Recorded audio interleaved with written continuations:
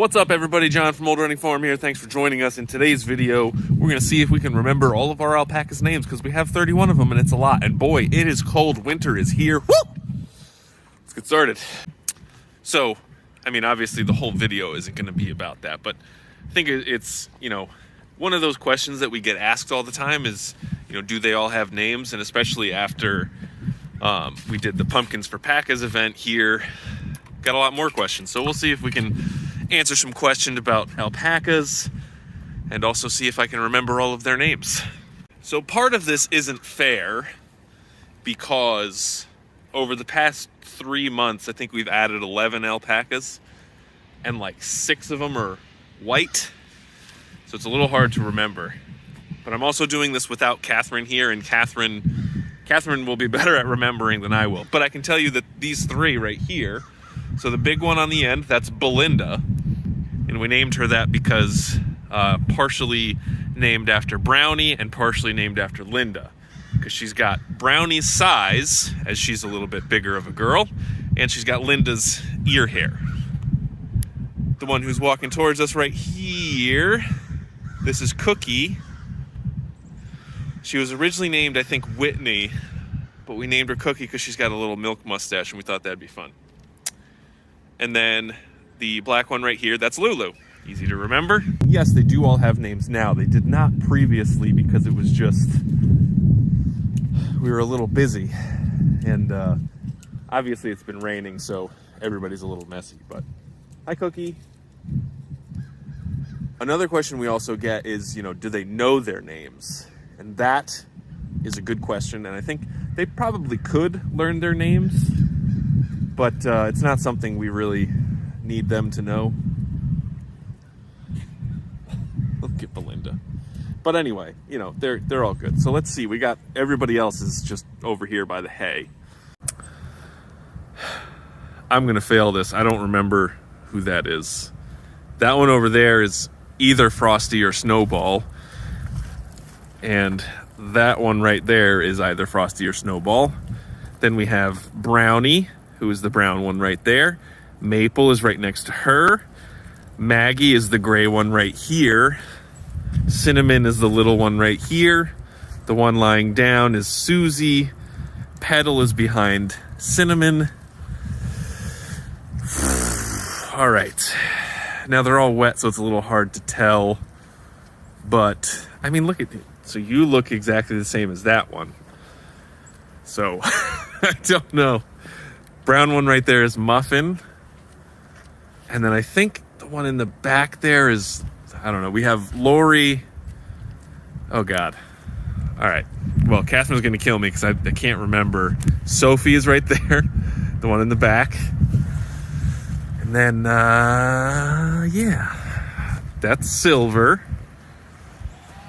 And then we're going to have, Macy is right here. Where's Linda? It's also difficult because they're all wet. Linda is this one right here. You can tell by the ear hair. Hi, Maple. Look at how messy you are. Another big question we got was, do they sleep in the barn? And the answer to that is really only when it's super ugly out in terms of weather. For the most part, they just kind of stay outside and that's why they're all wet. I mean, they have plenty of room in the barn and the overhang and all that, but for the most part, unless it's really downpouring or really cold and snowy and windy, they'll just be outside hanging around. So yeah, let's go check on the boys and see how they're doing. And man, it's been getting colder for a while now, but now, the past 4 days, it's been sub 40 degrees. And man, there is a big difference in 40 degrees versus 50. Just getting over that 40 degree mark makes a big difference in warmth. It is cold. I am a shivering, but it is also crazy how different everything looks around here in terms of being able to see everything, without the leaves on the trees. I can see when I'm at the house, I can see almost all the way down to where the sawmill is. It's actually pretty far. What's up, emos? This is Carl. Carl might be a dad this coming season, which will be exciting. We bred him with several of our ladies. It'll be very exciting to see whether he becomes a dad. And you can see these guys, they're just as wet. They like to hang out outside, but he's a nice dude. Look at all these guys. And so obviously it's going to be way easier to name these guys. This is, of course, Felix, our first little man who was born on the farm. Then we have Glacier. Carl is the dude over there. And we named this guy Kevin because we named some of the girls up there after, or we named some of our alpacas after like things that we like. So some of the girls have names from the Gilmore Girls, and then we named him Kevin from Shark Tank, and then I know one of the girls is named Lori. And so that's going to be Winston, and that's going to be Waffle. And we recently took off Waffle's necklace that really distinguished him from Winston because we found, so his face is much darker. Let's see if we can get a little close to him. These little guys are a little skittish. But so Winston's has a much lighter brown face, and Waffle has a darker face and feet. So we can tell them apart. Hi, Glacier.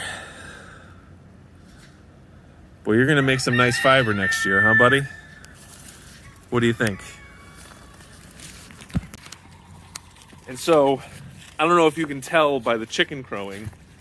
Carl, you better be careful, buddy. Don't follow me too close.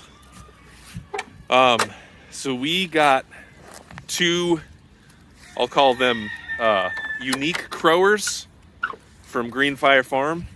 We got the I Am Katawa, which is known as the laughing chicken, and we got the Denisley long crower. And so I don't know if you just heard that, but I believe that's the long crower, and the other one is the laughing chicken. I'll see if I can catch him on camera.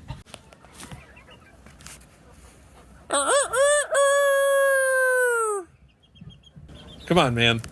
I heard you just a second ago. So maybe what I'll do is I'll leave my phone in here for a second and see if they'll do it when I leave.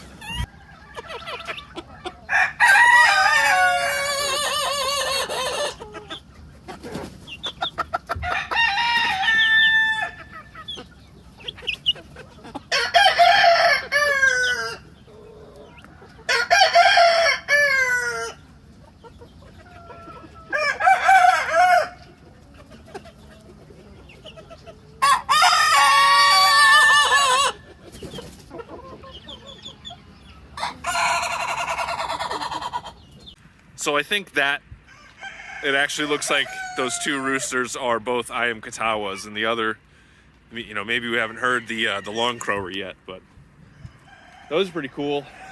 Glad the emu house is done. But so anyway, so I was talking about expanding our pasture. You know, we're right in the middle of craft season, so I've been staying busy on doing stuff like that. But you know, two things we were thinking about. So this, you know, way back here, you can see the little T-posts. That's the end of the pasture. But so we're talking about bringing it, so you can see the line of posts right here. So we're talking about bringing that like basically all the way out to here, which is the edge of our like little path going back into the woods, and then sort of coming all the way around to here, which, I mean, it doesn't look like a ton of space, but it'll be a good amount of space. And you know, we were also talking about, so basically, so my parents' house is right up here. They're on the adjacent property. And so the property line is right, I don't know if you can see it, it's that little metal post basically right there. So our property extends north through these woods. So I think maybe we'll also have a fenced-in portion sort of following that property line that we can let them go through too. And, you know, eventually, who knows? I mean, there's this stone wall right here that really doesn't serve any purpose. So maybe we'll take that down and we'll have, you know, pasture over there. Who knows? Possibilities are endless. But so I want to go show you another spot that we're looking at. There's little Finn. How you doing, buddy? Looking very good. So we got to figure out what we're going to do with him because he's going to be 6 months old in January. So we're going to need to have a new pasture for him ready to go. Oh, and we'll probably take either Waffle and Winston, or maybe just Waffle or Winston, and put Finn with them so that he can have his own like mini herd, because he's going to have to, oh, breeze is cold, because he's going to have a space of his own. But so the other thing is, so we're coming over here and this is a little bit of a mess right now, so apologies. So this is like basically the opening where we have obviously wood chips and logs delivered. So eventually it's going to be much smaller. So our next area of expansion is right here. But so when there is a ton of leaves here, and especially on these trees, ow, thorns, this looked like a very formidable area to try to clear. But now that all the brush is gone, you know, it's really not that much. And, you know, after the experience of like clearing all this pasture and stuff like that, you know, I don't think we're going to be the type of people who are going to be growing hay here. So if there are some trees, like, that'll be fine. But, you know, like, I can cut these little cherry trees down and other little maple trees. You know, we do have power lines around, but they're far enough away that I can cut down some of them. Let me flip the camera. So, you know, it's actually not much. But I think, you know, anything that, I mean, this cherry tree actually isn't even that tall. But, you know, like, that group of trees can stay. This little thing will come out. And there's a bunch of other little trees and, like, garbage trees that are half dead or gonna be dead can come down. But things like, you know, that can stay. And then we just have this whole other area. You can see that's our alpaca feeder on the other side there.